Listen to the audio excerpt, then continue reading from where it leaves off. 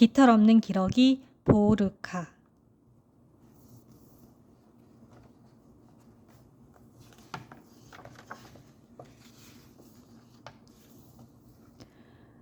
플럼스터 씨와 플럼스터 부인이라는 기러기 부부가 있었어요.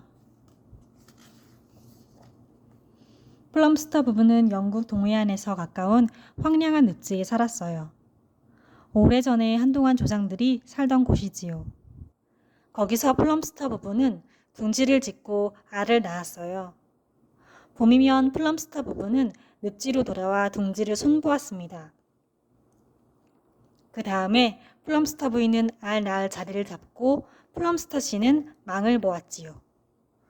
플럼스터 씨는 누구라도 둥지에 다가오면 쉿쉿 소리를 냈답니다. 아무것도 안 보여도 플럼스터 씨는 가끔씩 쉿쉿 거렸습니다. 큰일이 일어난 줄 알고 있었으니까요. 어느 맑은 봄날 아침, 플럼스터 씨네 둥지에 아기 기러기 6마리가 알을 깨고 나왔어요. 플럼스터 씨는 어찌나 좋은지 축하 잔치를 벌이고 이웃에 사는 친구들을 불렀어요. 아기 기러기들에게는 이름을 지어주었고요. 아기 기러기들의 이름은 프레다, 아치, 제니퍼, 오스왈드, 보르카, 티모시. 아기 기러기들은 서로 많이 닮아 보였어요. 하지만 처음부터 보르카는 달랐지요. 언니 오빠들처럼 부리도 있고 날개도 있고 물과키 달린 발도 있었지만 깃털이 하나도 없었던 거예요. 플럼스터 씨와 플럼스터 부인은 걱정이 되었어요. 그래서 조그만 가죽 가방을 들고 다니는 의사 선생님을 모셔왔지요. 의사 선생님은 보르카를 찬찬히 진찰했어요. 그러더니 깃털이 없는 것 말고는 아무런 이상이 없다고 말했어요. 정말 드문 경우인데 하며 의사 선생님은 한참 동안 곰곰이 생각했어요. 그러고는 플럼스터 부인에게 할 일을 일러주었지요. 보르카에게 깃털을 짜주라고 말입니다. 플럼스터 부인은 뜨개 바늘을 꺼내 깃털을 짜기 시작했어요. 물론 진짜 깃털을 짤 수 없겠지요. 하지만 얼핏 보면 깃털처럼 보이는 포근한 회색 털옷을 짰어요. 드디어 뜨개질이 다 끝났어요.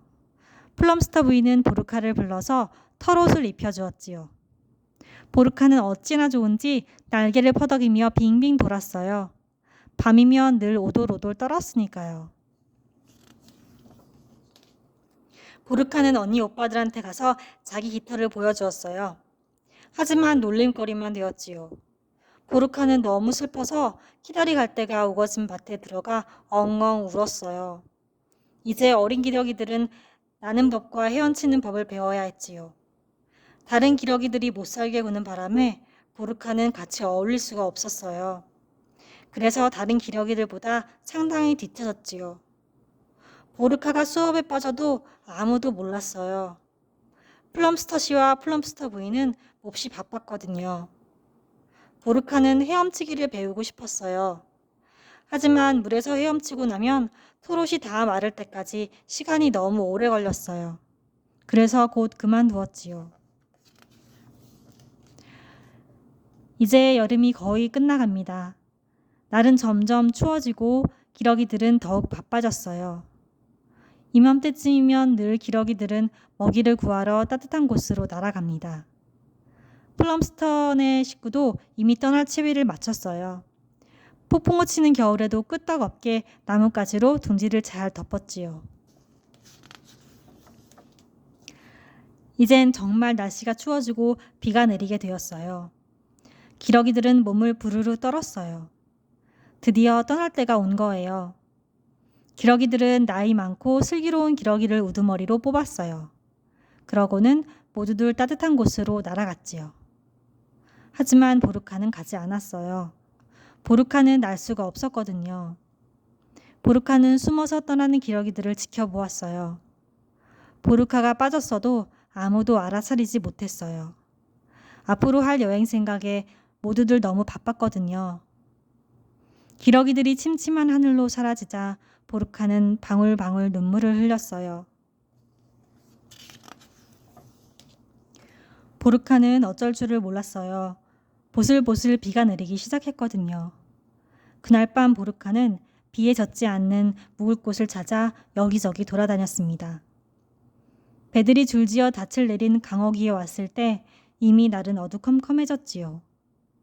보르카는 갑판에 불이 꺼진 배 한 척을 골라 발판을 밟고 올라갔어요. 보르카가 짐 싣는 상구로 내려가자 멍멍 짖는 소리가 크게 들렸어요. 개가 확 달려드는 바람에 보르카는 화들짝 놀랐지요. 그런데 기러기라는 것을 알고는 개는 짖는 건 멈추고 자기소개를 했어요. 그 개 이름은 파울러였습니다. 지붕 있는 데서 묵고 싶어서 그랬다고 보르카는 말했어요. 파울러는 낡은 자루가 쌓여있는 대로 보르카를 데려갔어요. 보르카는 어찌나 피곤한지 곧 골아떨어지고 말았지요. 크롬비호라는 이 배는 맥칼리스터 선장의 배였어요. 맥칼리스터 선장은 친구 프레드하고 그날 밤 늦게 배로 돌아왔지요.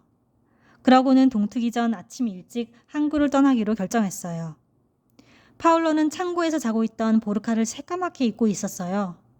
한참 있다가 그만 보르카 생각이 나서 선장에게 이야기했지요. 이런 기러기가 배에 타다니. 우리하고 런던에 가려면 배 싼 만큼 일을 해야지. 보르카는 파울로는 물론이고 선장이며 프레드하고도 곧 친해졌어요. 보르카는 부리로 밧줄을 감기도 하고 바닥에 떨어진 부스러기들을 줍기도 하고 아무튼 할 수 있는 대로 일을 거들었지요. 대신에 맛난 음식을 듬뿍 받았어요. 드디어 크롬비호는 김을 푹푹 내뿜으면서 템즈강으로 들어왔어요. 런던 가까이에 온 거지요. 맥칼리스터 선장은 런던에 가면 보르카를 어떻게 해야 좋을까 하고 궁리했어요. 선장은 보르카를 큐가든에 두고 가기로 마음먹었지요. 큐가든은 1년 내내 온갖 기러기들이 살고 있는 커다란 공원이랍니다. 크롬비호가 큐가든을 지나갈 때 맥칼리스터 선장은 보르카를 울타리 위에 올려놓았어요. 다른 기러기들하고 함께 지내라고요. 보르카는 배에서 만난 친구들에게 잘 가라고 인사하면서 몹시 슬퍼했어요. 하지만 친구들은 약속했지요. 다음에 런던에 오면 꼭 보러 오겠다고요. 큐가든에 있는 기러기들은 깃털 없는 보르카를 보고도 전혀 아랑곳하지 않았어요. 큐가든에는 온갖 이상 야릇한 새들이 다 있었거든요. 아무도 보르카가 털옷을 입었다고 웃어대지 않았지요. 모두들 친절했어요. 특히 퍼디넌드라는 기러기가요. 퍼디넌드는 보르카를 잘 돌보아주고 헤엄치는 법도 가르쳐 주었어요. 보르카는 지금도 행복하게 잘 살고 있답니다. 그리고 맥칼리스터 선장과 프레드와 파울러는 런던에 올 때마다 보르카를 보러 왔지요.